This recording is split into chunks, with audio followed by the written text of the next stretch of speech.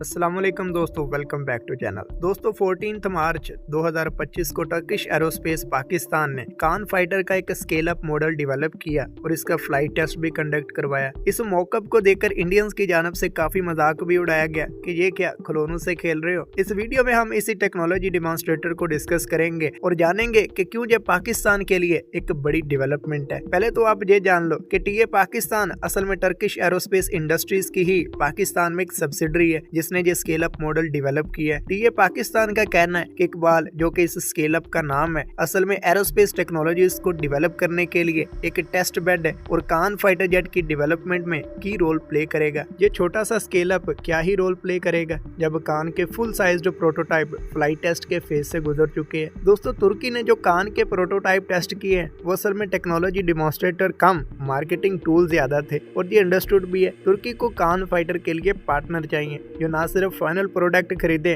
बल्कि इस प्रोग्राम में इन्वेस्ट भी करें। तो तुर्की को दिखाना था कि कान सिर्फ एक पेपर प्रोजेक्ट नहीं है बल्कि टर्किश डिफेंस इंडस्ट्री का एक फ्लैगशिप प्रोजेक्ट है जिसकी फेलियर का कोई चांस ही नहीं है।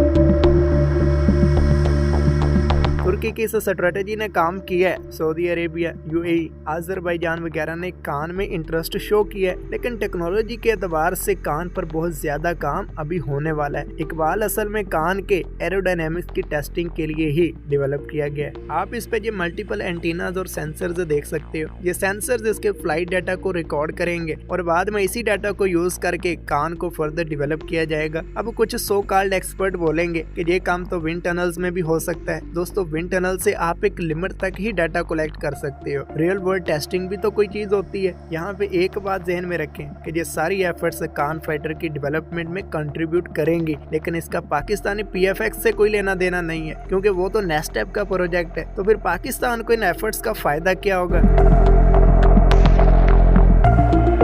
इस वक्त मिलिट्री रिलेटेड जो भी रिसर्च हो रही है वो गवर्नमेंट अदारों मसलन एयर वेपन्स कॉम्प्लेक्स या नेस्टेप में कंडक्ट की जा रही है। पाकिस्तानी प्राइवेट सेक्टर की जो कैपेसिटी ही नहीं है ये किसी सिग्निफिकेंट प्रोजेक्ट पर काम कर सके। टीए पाकिस्तान हमारे प्राइवेट सेक्टर में ओरिजिनल R&D कैपेसिटी प्रोड्यूस कर रही है और जिस वजह से मुमकिन हो रहा है कि इसे टाई की सपोर्ट हासिल है। अब टाई को भी इसका फायदा होगा। फ्यूचर में वो कोई भी वेपन मेड इन पाकिस्तान के टैग से सेल कर सकेंगे और बनेगा वो टाई की ही सब्सिडरी में। यहाँ पे एक तो इनको अपनी टेक्नोलॉजी पर मुकम्मल कंट्रोल होगा और दूसरे ने पाकिस्तान की मैन पावर सस्ते में मिल जाएगी। तो फायदा यहाँ पे दोनों का है। पाकिस्तान को प्राइवेट सेक्टर में R&D कैपेसिटी मिलेगी और टाई को पाकिस्तान मिलिट्री को वेपन्स बेचने में अपने कंपेटिटर्स पर एक किस्म की लेवरेज मिल जाएगी। इसी को तो बोलते हैं म्यूचुअल इंटरेस्ट। तो दोस्तों ऐसे ही इंफॉर्मेटिव कंटेंट से जुड़े रहने के लिए चैनल को कर लो सब्सक्राइब। अब मिलते हैं नेक्स्ट वीडियो में। अल्लाह हाफिज।